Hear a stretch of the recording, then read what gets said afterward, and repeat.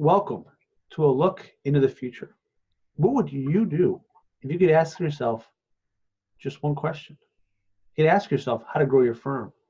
You could learn from the lessons of what you already tried, what already worked for you. Well, luckily, we've got a much simpler approach.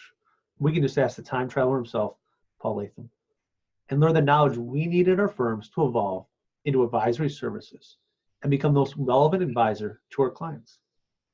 Paul brings three amazing things with him on his journey. Number one, he's built a successful accounting practice in the UK, so he understands accountants. In fact, he built his firm with advisory powerhouse, which sold for $45 million in 2001. Number two, he's taken a business public, building it to a market value in excess of $400 million. So he really understands what business owners need and value, and what we as accountants need to provide to them.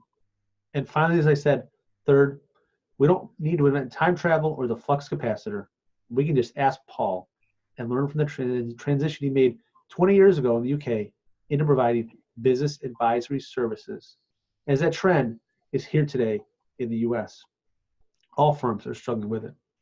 I'm Garrett Wagner, your entrepreneurial CPA channel host, and I'm excited to be joined by the legendary Paul Latham of Hay & Rock Solutions. Now, Paul, today's question, you've been working with clients for over 30 years, and I'm dying to know, as we've done a bunch of these episodes, what would you say was the biggest business change you've seen during that period? Hi, Garrett. Actually, that's a really good question. And if the truth is known, probably two areas come to mind.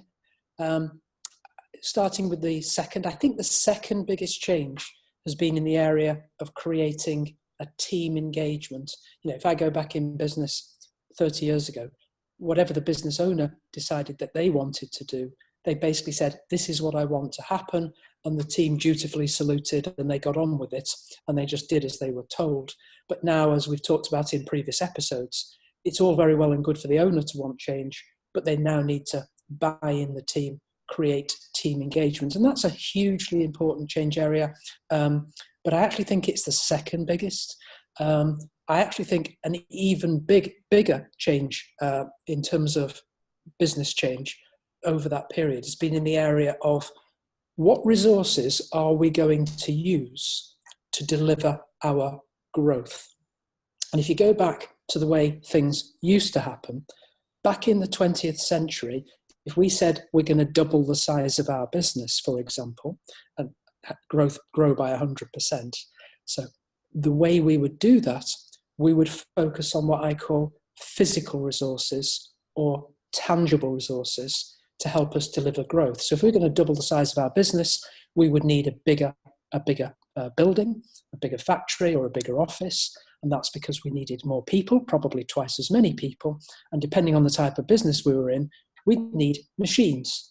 So all of those things are physical or tangible people, machines, and buildings. But today, in the 21st century, that's changed. And the emphasis now is on the intangible or the virtual. So if we sat here and said, let's double the size of our business, we should be thinking about intangible resources or virtual resources. So think about businesses like Uber. You know, they own no taxis. Amazon, they own no bookstores. Airbnb, they own no hotel rooms. And all those businesses and their growth has been delivered by intangible or virtual resources. And that's a huge change, Garrett.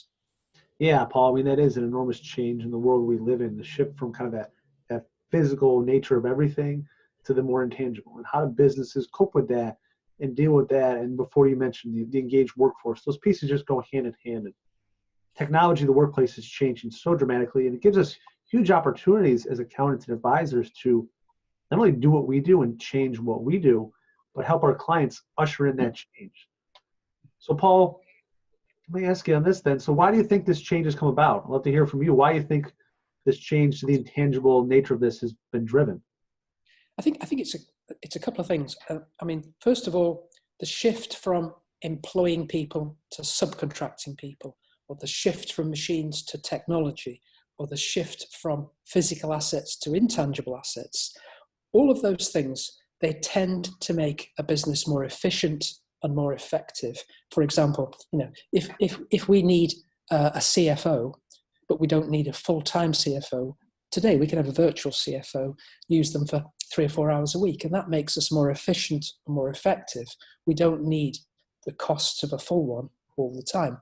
But then probably even more importantly is the shift in the importance of certain intangibles. So today, words like brand and knowledge and processes and data and capturing relationships. See, all of those things have one thing in common, which is that they are incredibly difficult to touch, but they are what makes a business not only more efficient and more effective, but more valuable.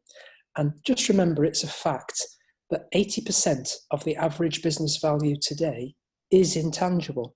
It doesn't sit on your balance sheet as a physical resource. So really, business owners need to really think carefully today about how best to deliver their growth and what resources they're going to use, and don't just jump to the conclusion it's more people or more machines. Think about the intangibles, think about the virtual, and I believe that's the biggest change that's happened in the last 30 years. I love it, Paul, and that's a wake-up call for everyone that's works inside a CPA firm, especially those CPA firm partners. In our industry, we've been seeing declining values for CPA firms. What a CPA firm worth is going down. And how do you correct that? Well, you need to kind of, like you just said, you kind of solidify those intangibles that aren't on your balance sheet, because those intangibles aren't your tax return client list. Clearly, we're seeing that value going down. You need to really solidify what you do, the knowledge you provide, and this whole realm of getting into advisory services, bringing in technology, bringing on, kind of mentioned, gig providers, virtual CFO services. It all comes together to grow your firm and raise its value. So something you need to think about in your firm.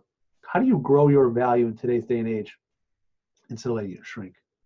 And that's something, Paul, you and I talk a lot about behind the scenes of how do we help more firms get ready for this? Why are they not aware of how far behind they are? So when you're watching this, I want you to take a proactive step and see where you stand today. Take a quick 60 seconds and sign up for your own free biz survey and get an objective assessment of how prepared your firm is for the future. Right? As a special bonus, we're not going to give you the results. Someone from Paul's team will have a quick pub meeting with you to review the results and see where you stand, offer some suggestions. There'll be a link below wherever you watch this video. I encourage you to take the test and see how ready your firm is for the future, and if you can solidify those intangibles and increase the value of your practice. Thanks for watching, everybody. Click to subscribe to our YouTube channel. And as always, we challenge you today to take action to change the world and invest in yourself.